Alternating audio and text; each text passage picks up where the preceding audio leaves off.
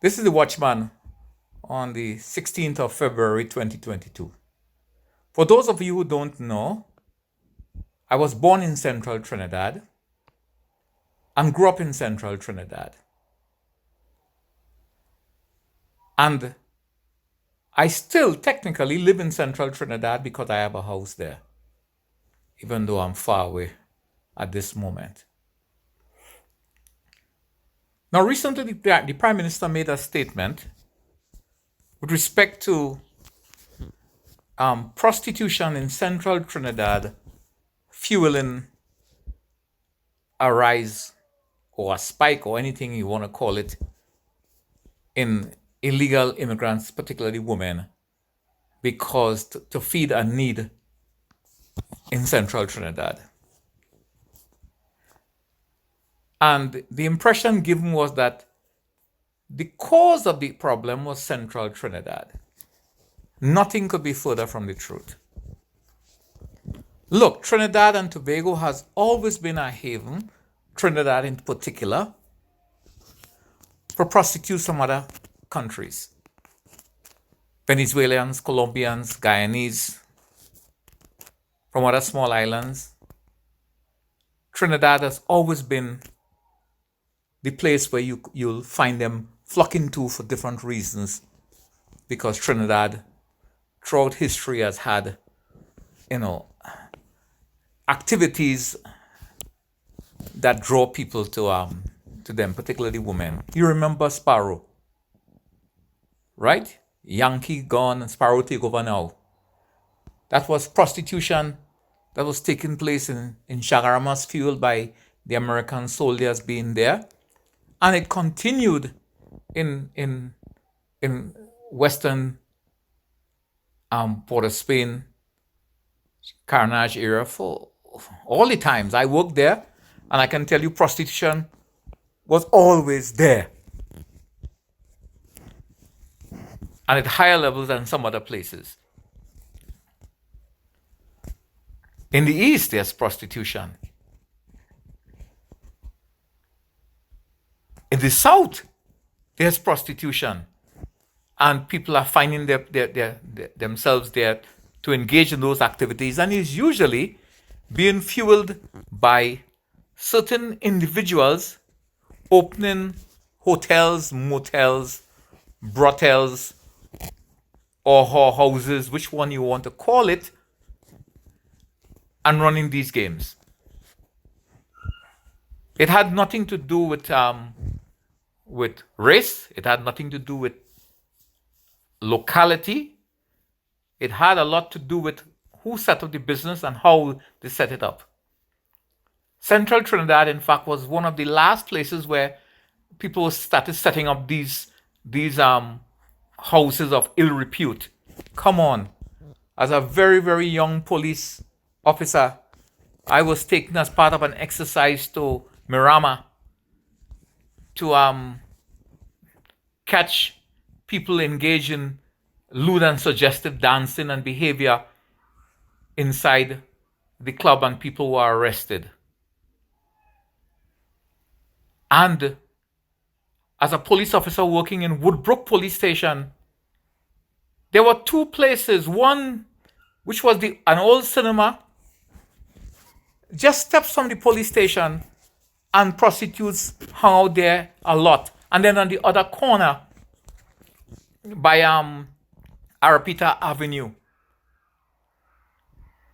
And also there was a house right on Murray Street and Tragreet Road, where the girls who were serving in 21 Oxford Street were living. And they used to be supported, for want of a better term, by senior police officers. And they used to get visits from all kinds of people, including politicians. That was always so. Come on, I myself arrested 4 prostitutes and ended up taking them down to immigration to start deportation proceedings for them when I was working in Woodbrook Police Station. Anybody one day could check that. So I'm surprised to hear that somehow there's supposed to be a surge in Central. If there is, it's because people have started moving into Central who were not living there before. And with increase in population, you will have increases in all kinds of things associated with that, including prostitution. I heard about places in central Trinidad, not far from where I live, where these businesses were set up and girls were doing dancing. But you know, the dirty dancing that led to other kind of dancing. If we wanted to address prostitution, we have to start in the heart of Port of Spain, because that is where they all ended up. And their patrons were police officers, soldiers,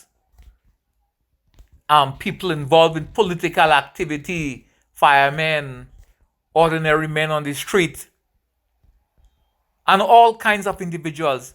Look, everybody knew that Elephant Walk, who was a retired police officer, was running one of these houses of ill repute. And he lived in Carnage, at the top of the police station where I worked. And everybody knew what he was into, but nobody tackled him.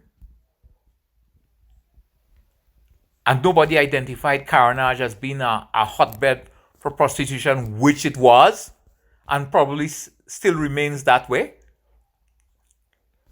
What you're finding now is that there's more mobility, and the prostitutes will probably move to places where they have more clients and more money, which points indirectly to a certain level of prosperity occurring in central Trinidad that will cause people to go there to get a taste.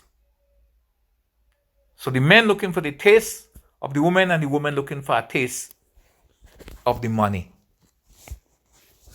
So let's not make this about politics and try to identify areas as if the areas themselves created prostitution or fostering prostitution or encouraging prostitution. Trinidadians and Tobagonians are the ones who encourage prostitution and are engaged in it a great deal. I have friends who are always talking about, hey, I'm looking for a Venny. They're looking for Vennies. Where are they going to get them? They're not going to Venezuela. Venezuela is coming to them. And remember, Trinidad has always been like this. So I want to object or make an objection to the Prime Minister's statement with respect to central Trinidad. You should replace that with the whole of Trinidad. Gina and Dinah, Rosita and Clementina, round the corner posing.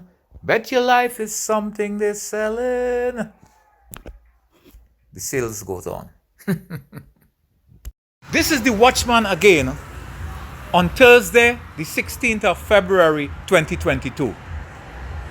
Someone reminded me that I sent a post and said the 16th of February when it was the 15th of February. Well, please note that I'm 7 or more hours away from the rest of you, ahead of the rest of you. So as a result, sometimes when I post things, it is still the day before where you are. So please note that difference. Okay? So when I give a date or a time, I am giving the time where I am, not where you are. Secondly, What I really wanted to deal with is the question of misinformation, fake news, and the feedback and comments I received with respect to my last voice note, where I objected to the Prime Minister making a statement about prostitution being centered in central Trinidad, and he quoted a report from Venezuelan authorities. And people were saying to me, well, the Prime Minister did not say so. He was just quoting a report. But let me tell you something. That is how fake news, misinformation, and untruths are often spread. Let's take the case of Sparrow. There's a report this morning that's saying that Sparrow is dead on chat groups. Some people just forward it. Some people forwarded it and said, I don't know if this is true, can you please verify? That is what I call the lazy man's way out. There are many open sources, and by open sources I mean things like newspapers and other stories that can be checked to see if it's in fact true. Because if Sparrow was in fact dead, that would be major news, not only in Trinidad and Tobago, but throughout the Caribbean and in North America and England as well. So there will be many open sources who will have verified that story and reported on it. So when someone sends and says, can you verify? No, it is not my job to verify. It is the job of the person who's posting it to verify it before sending it out. And that is how fake news is often spread. Misinformation is spread that way. So therefore, and Sparrow, maybe you'll have to make another calypso, because somebody attempted to verify it by looking at Wikipedia. And Wikipedia, as we all know, is like any information on a computer or a system is garbage in, garbage out. It shows Sparrow's date of death as being in 2021. When we all know that Sparrow was alive in 2021 and at the end of 2021 into 2022. So therefore, obviously, that Wikipedia story was wrong, and the person looking at it should immediately realize this can't be correct. But we don't really attempt to verify as police officers as we ought to do. And that to me is a problem. So let's go to the Prime Minister's statement. The Prime Minister is not making that statement to show that it was made by the Venezuelan authorities. He was making that statement, repeating that report in order to prove the truth of it. Not that just the fact that it was made. And as I explained to some people with respect to hearsay rules and rules of evidence, that you can repeat hearsay evidence, that is an out-of-court statement, not to prove that it was in fact true, but to prove that the statement was made. That's a crucial and distinctive difference. If you're repeating the statement to prove that it was in fact made by a person, then that is okay. But if you're repeating it in order to prove the truth of the statement itself in an outer court setting, then the court wouldn't accept it and it is hearsay. And it's the same thing applies here. If the Prime Minister is using that statement in order to say, I received this report from the Venezuelan authorities, what is the purpose and the intent? Especially since he's responding to the opposition in this matter.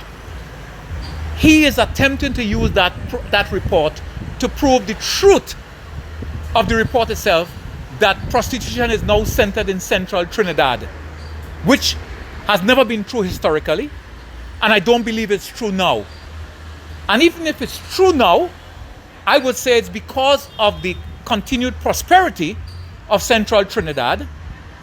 And as you know, like all workers, prostitutes will follow the money. Therefore, let us not hear that the Prime Minister is quoting a report.